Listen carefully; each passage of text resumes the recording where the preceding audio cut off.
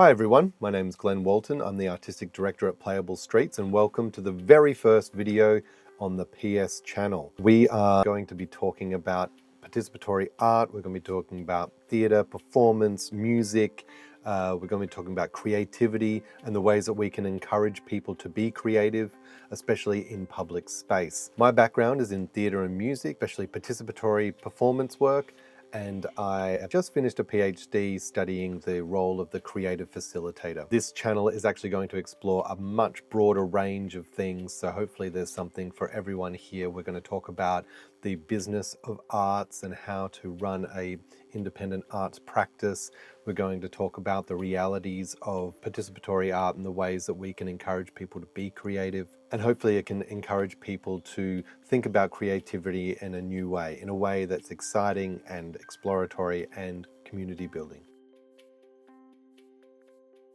Participatory art at its core is really about community. It's about building connections between human beings and using art to mediate that connection. The creative facilitator is there to start the conversation, to make space for creativity, to be a welcomer, someone that can bring people in, collaborate, engage with people, and give people the tools to be creative. Participatory art has a long history, and it is often connected with community art or performance art.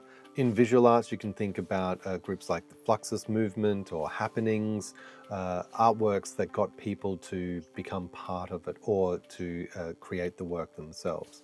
Participation in theatre could be participating by being called up from your seat. I know a lot of people don't like that. It could be the immersive theatre of companies like Punch Drunk, where you're taken on a journey by the actors. Or it could mean participatory theatre like polyglot theatre, where they get children to become part of the artwork. There's participatory music as well, and that's something that we are exploring a lot in Playable Streets, creating musical performances where the audience actually becomes part of the musical performance. I also want to explore in this channel just the idea of participation itself in the act of being creative. How can we encourage creativity every day, not just in the theatre, not just in a music venue, but in a classroom, on the street? How can we make it part of our daily lives?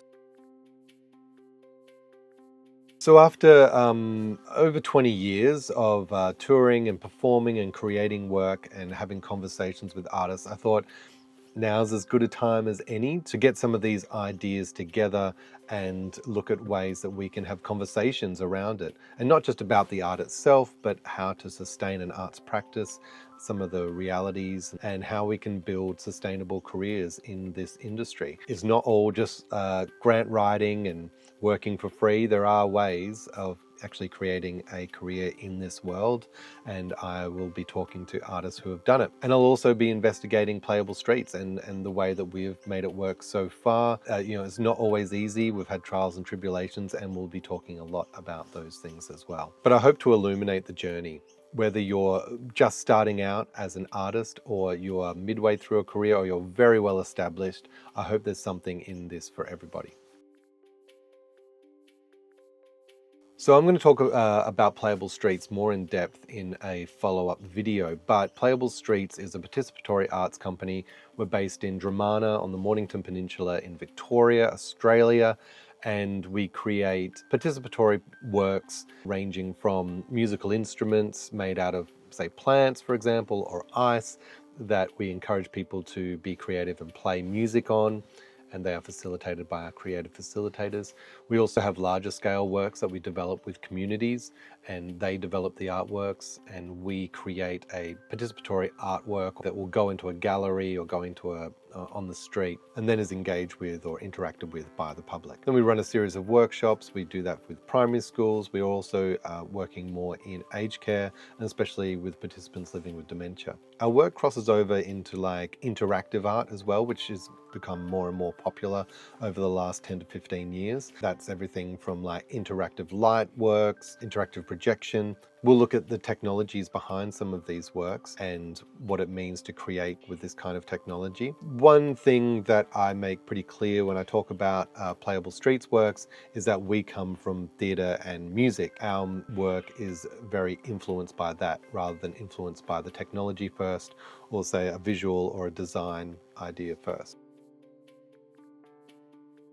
So as I said, my background is in theatre and music. Specifically, I started a theatre company called the Suitcase Royale with two mates from university in the mid-2000s, and we toured around and did shows for about 10 years. We created about 7 shows, and in that time we toured to Edinburgh Festival, we did Comedy Festival, we did some strange puppetry festivals in Germany. I also worked with a children's theatre company called Polyglot Theatre, and they create participatory works for children in often large-scale works outdoors, and I toured with them for almost 10 years, and I've also been in a lot of bands. I was with Mighty Duke and the Lords, the Suitcase Royale, we had a band as well, and we did live gigs. The Grand Magoozy, which is a beautiful country outfit where I played double bass. So all those influences have shaped what I do now in Playable Streets. It's also shaped my ideas around creative work and also collaboration and sustaining an arts business. Looking back, I've realized that participation has actually been a big part of all of these creative endeavors, whether it's inviting people up on stage to do a Maxi Bond challenge in part of a Suitcase Royale show, or working with Polyglot Theatre and learning about participatory practice with them, or the participatory music that we did with Mighty Duke and the Lords, where we get people up to play music with us. We talk a lot about STEM in education, so science, technology, engineering, mathematics. And for better or worse, AI is coming and is really good at a lot of those things.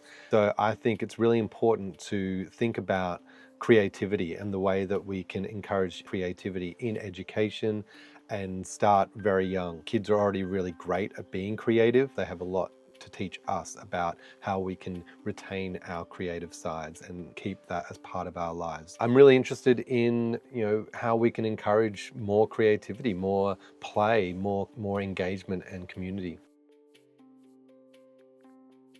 So on this channel, you're going to find a bunch of interviews and conversations with artists and creators, people I've met along my journey, but also people outside of the arts world. We're going to have a look at some behind the scenes of Playable Streets, and things that we get right, things that we get wrong, and we're going to talk about how we try and make this work as an independent arts business. And we're going to dive deep into some of the themes of this channel: participation, creativity, or sustainability.